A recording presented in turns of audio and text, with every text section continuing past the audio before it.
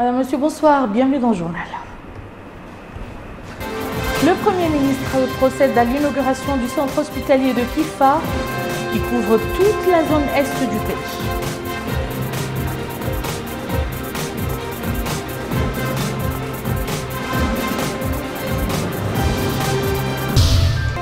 De passage à Kamour, le Premier ministre s'est informé sur l'avancement des travaux du collège de la ville exécuté par l'agence Tadamun.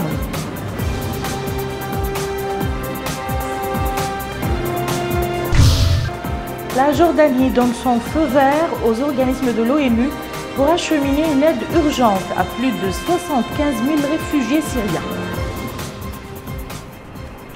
Merci de vous joindre à nous. Les inaugurations se succèdent en Assaba. Après la mise en service du pont de Kamour, c'était au tour du centre hospitalier de Kifa d'être inauguré aujourd'hui par le Premier ministre Yahya El-Haddamine. Le centre hospitalier de Kifa, qui couvre toute la zone est du pays, dispose d'une capacité de 150 lits, sans compter qu'il offre tous les services médicaux essentiels. Bokar Belaba. Le nouvel hôpital de Kifa est un acquis majeur pour la Mauritanie dans le domaine d'infrastructures sanitaires. Un hôpital à vocation régionale dont l'objectif est de couvrir toute la zone est de la Mauritanie. Premier acte, la coupure du ruban symbolique, expression du démarrage officiel de cet hôpital. Deuxième acte, le dévoilement de la plaque, autre expression pour immortaliser la date d'inauguration de cet hôpital. Troisième acte, les échanges d'allocutions. Le premier à intervenir est le ministre de la Santé, professeur Khan Boubacar, qui a indiqué que la réalisation de cette infrastructure sanitaire permettra de rapprocher les prestations des populations et d'améliorer les indicateurs sanitaires de manière appréciable. Il a ajouté que l'hôpital a été édifié suivant les normes de construction de structures sanitaires modernes. Ensuite, c'est au tour du maire de la commune de Kifa, M. Mohamed Lemine Sid Ibrahim, d'intervenir pour souligner que les populations de la wilaya accordent une très grande importance à cet hôpital doté d'équipements modernes. Pour lui, cette nouvelle structure sanitaire est de nature à alléger la pression sur les hôpitaux de Nouakchott et limiter les évacuations sanitaires. La nouvelle structure sanitaire de Kifa est le fruit de la coopération mauritano-chinoise. C'est aussi un symbole de l'amitié entre les deux peuples. Avec un coût de réalisation d'environ 20 millions de dollars américains, soit 6 milliards à Toukiya, le nouvel hôpital de Kifa est équipé de 150 lits sur une superficie de construction de 12 000 mètres carrés. L'hôpital propose une vingtaine de services tels que la médecine générale et opérations, la pédiatrie, la gynécologie, les salles d'opération et ICO, etc. La Mauritanie est prête à coopérer avec la Chine dans le cadre de la stratégie La ceinture et la route. Malgré ses propres difficultés économiques et sociales, la Chine entend continuer à accompagner la Mauritanie, pays frère et ami, dans son développement sur les plans de la santé, de l'économie, de l'infrastructure. J'ai la certitude que les relations sino-mauritaniennes comme l'hôpital de Kifa auront un avenir encore plus radieux. Quatrième acte, le Premier ministre, M. Yahya El-Haddamine, a été édifié sur les principales prestations que dispense cet hôpital au profit des populations de la wilaya de l'Assaba et des zones environnantes. La capacité globale de cette infrastructure de 2 étages est de 150 lits. Elle englobe toutes les spécialités dont un pavillon indépendant pour les maladies contagieuses, en plus du centre de réanimation qui représente une station d'oxygène pouvant approvisionner les centres de santé de la wilaya. Financé conjointement par l'État et la Chine à hauteur de plus de 6 milliards d'ouguiyas, le centre hospitalier de Kifa, la deuxième grande ville du pays, permettra de rapprocher les prestations des populations et d'améliorer les indicateurs sanitaires de manière appréciable. Melika Narli nous présente cet hôpital. Ce centre hospitalier spécialisé, le premier du genre à Kifa, couvrira la zone est du pays, conçu suivant les conception architecturale moderne, conforme aux normes de construction des structures sanitaires modernes. Il couvre une superficie de 50 000 m², dont plus de la moitié concerne les bâtiments construits. Cette infrastructure sanitaire de 2 étages possède un pavillon pour les maladies contagieuses et un centre de réanimation, répondant aux critères internationaux. Quant aux prestations disponibilisées, une vingtaine, il y a tous les services médicaux essentiels, de la médecine générale à la gynécologie, la pédiatrie, la cardiologie, en passant par des salles d'opération chirurgicales. Le directeur de l'hôpital nous en dit plus. Il s'agit d'un hôpital qui a été construit avec une valeur de 6,5 milliards et qui comprend plusieurs spécialités, en particulier l'urologie, la traumatologie, la cardio, le gastro-entérologie. Et de ce fait, il constitue vraiment un hôpital interrégional. Il est comparé en fait du point de vue fonctionnalité aux hôpitaux de Nouakchott. Il a été construit suivant les dernières normes hospitalières et de ce fait, il est beaucoup plus évolué que les hôpitaux de Nouakchott. Cette infrastructure sanitaire dispose d'un personnel composé de 200 fonctionnaires, dont 22 médecins spécialisés, un généraliste, 99 cadres médicaux et une mission médicale chinoise de 8 médecins. Cette importante structure médicale se veut être un pôle de santé par excellence et une référence de qualité pour une prise en charge efficace des malades à l'intérieur du pays.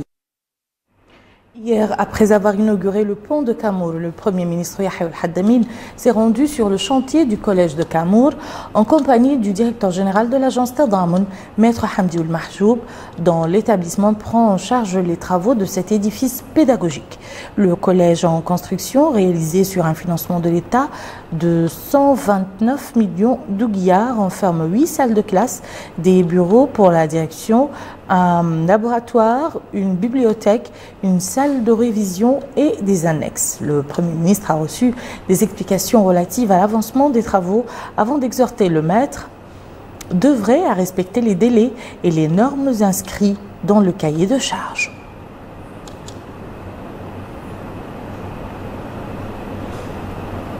Comme promis, nous revenons sur la cérémonie d'inauguration du pont de Kamour par le Premier ministre Yahya Al-Haddamine.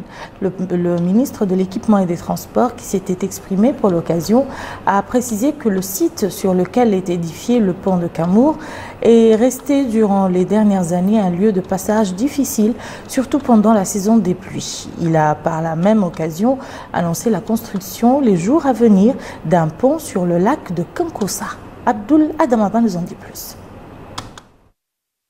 Le Premier ministre Yahya Al-Haddamine a inauguré cette infrastructure en procédant à la coupure symbolique de ce ruban. Au cours de cette cérémonie, le ministre de l'Équipement et des Transports, Ahmed Salem Ould Abderraouf, a indiqué que le lieu qui abrite le pont constituait jadis un point de passage difficile pendant la saison des pluies, car inaccessible pendant plusieurs jours à cause des eaux de pluie. C'est ce qui a poussé, dit-il, les pouvoirs publics à mettre fin définitivement à ce problème. Par ailleurs, le ministre de l'Équipement et des Transports a annoncé que l'appel d'offres pour la construction d'un pont sur le lac de Kankossa sera lancé dans les jours à venir. Le maire de Kamour, Mohamedou Ould Mohamed Salem, a quant à lui loué l'édification de cette infrastructure qui permettra de désenclaver cette localité. Il a enfin formulé une doléance relative à l'électrification davantage de certains quartiers de la ville de Kamour et à la construction de la route Kamour-Bamera. Cette cérémonie a aussi été marquée par cette séance d'explication au cours de laquelle le Premier ministre a suivi les explications présentées par des techniciens sur les caractéristiques de cet ouvrage ainsi que les étapes de son exécution.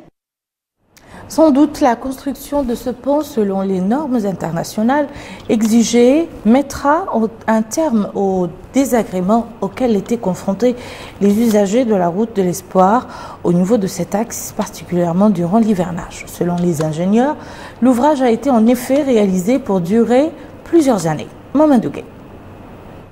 Situé à 520 km à l'est de Nouakchott, sur la route de l'Espoir, Kamour est une localité enclavée au milieu des hauts plateaux de l'Assaba, ce qui lui confère une position stratégique dans les voies de communication du pays.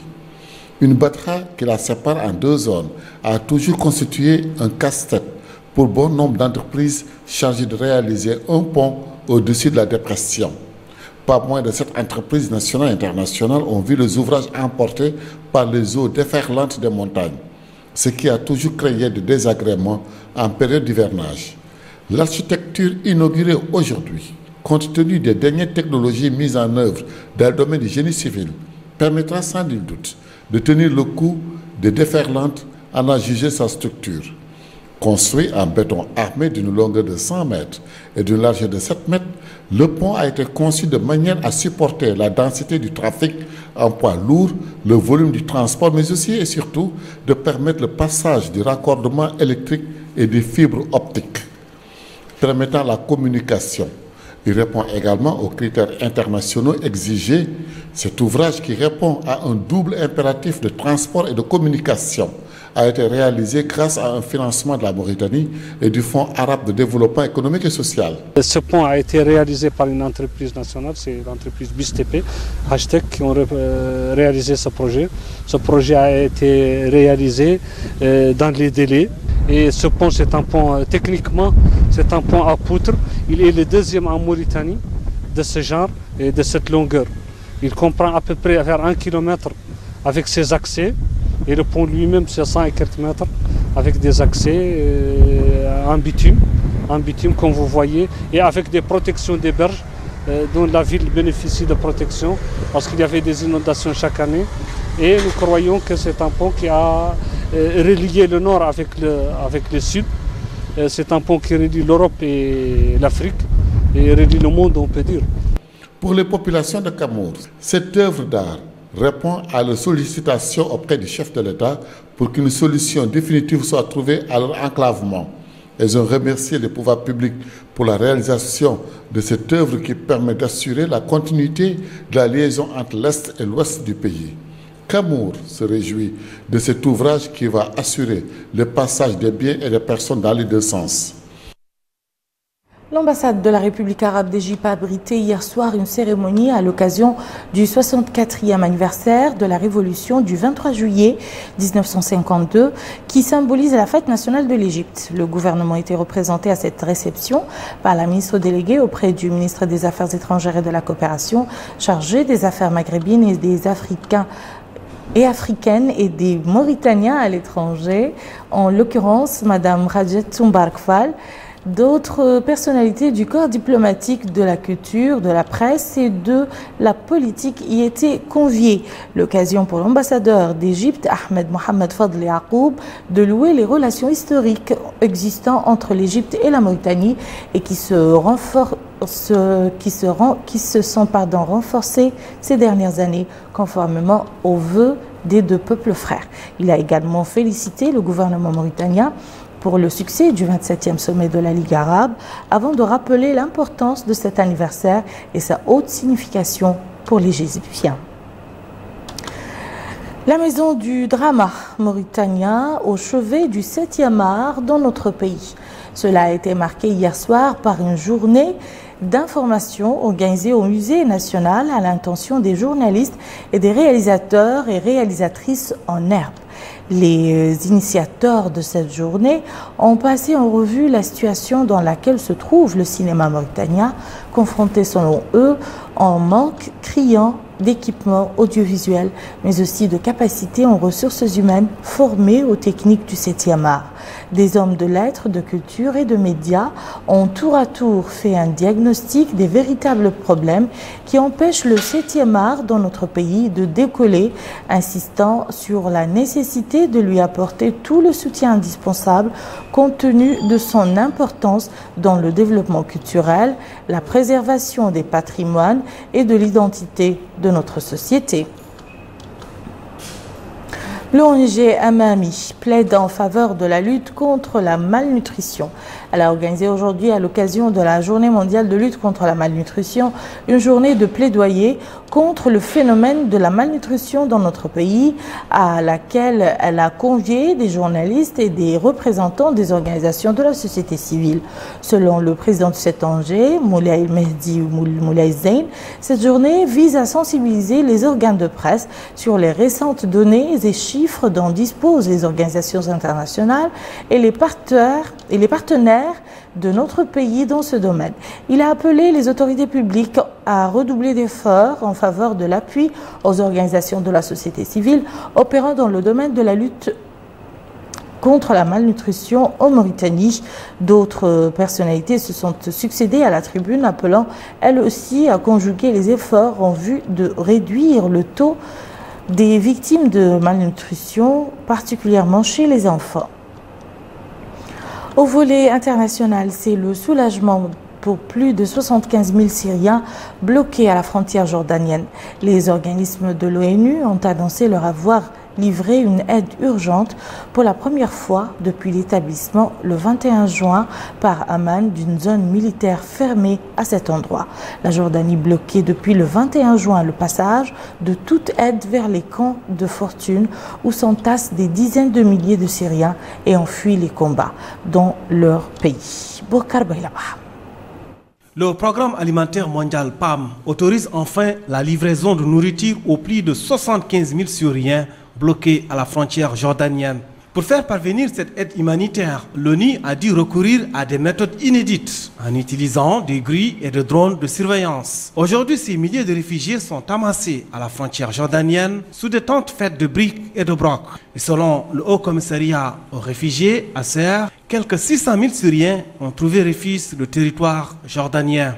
Le Royaume avait complètement fermé ses frontières avec la Syrie à la suite d'une attaque avec une voiture chargée d'explosifs qui a tué 7 gardes frontières et policiers à l'est du pays. C'était en juin dernier. On clôture ce journal par cette promesse du président américain. Barack Obama a déclaré qu'il s'est avéré que l'État islamique n'était pas invincible, ajoutant qu'ils vont de fait être inévitablement vaincus. Il a tout de même reconnu que la victoire ne serait pas uniquement militaire dans les fiefs de l'État islamique à Raqqa en Syrie et à Mossoul en Irak, sous pression sur le terrain et ont perdu des dirigeants, des combattants et des pans de territoire. L'État islamique a multiplié ou inspiré ces dernières semaines de multiples attentats dans le monde, a dit le président, citant la France, l'Allemagne, la Turquie ou le Bangladesh. Merci, madame, monsieur, de nous avoir suivis. Tout de suite, le rappel des titres. Le Premier ministre procède à l'inauguration du centre hospitalier de Kifa qui couvre toute la zone est du pays.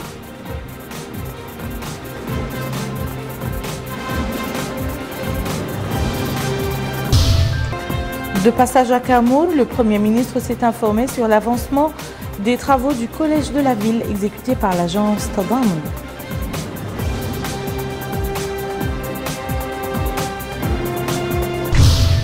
La Jordanie donne son feu vert aux organismes de l'ONU pour acheminer une aide urgente à plus de 75 000 réfugiés syriens. À très bientôt.